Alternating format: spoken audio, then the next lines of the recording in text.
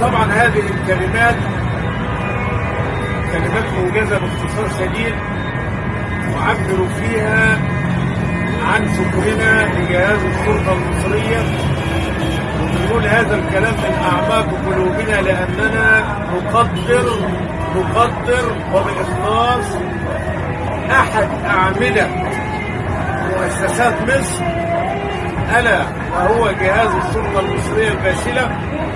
ولو قعدنا نعدل تاريخ الشرطة المصرية من البدايات إلى اليوم وفيما بعد لن نوفيهم حقهم، وكذلك بنترحم على كل شهداء مصر ومنهم شهداء الشرطة المصرية. بنتمنى من الله ونتضرع إلى الله أن ربنا سبحانه وتعالى يتغمده بواسع رحمته، وأن يدخلهم الفردوس العلى من الجنة، اللهم آمين يا رب العالمين.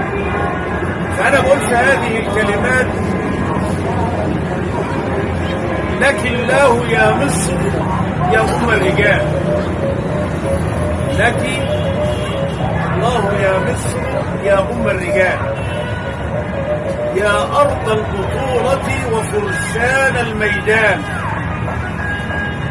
ضحى لأجلك الجيش والشرطة، وقدموا دماءهم لحماية الأوطان. الكل مناضل وبلا مقابل، فداء للأرض والعرض أيها الجدعان. في عيد الشرطة 71 نحييكم وندعو لكم بالحفظ من الرحمن، فأنتم المرابطين على مصرنا، فأنتم صقورها لصيد الجرذان، راس المال العام والممتلكات والأرواح، ولكم كل العرفان. كل التحية والتقدير لرجال الشرطة، رمز البطولة للشباب والشيبان، قدموا دماءهم وأرواحهم ليعيش المصريين في أمن وأمان. إنهم رجال ونعم الرجال، وسلام لكم من المنصورة إلى أسوان. إنهم أحفاد من عبروا القناة، اللي هم مين؟ رجال الشرطة. إنهم أحفاد من عبروا القناة، سطروا الملاحم في كل الوديان.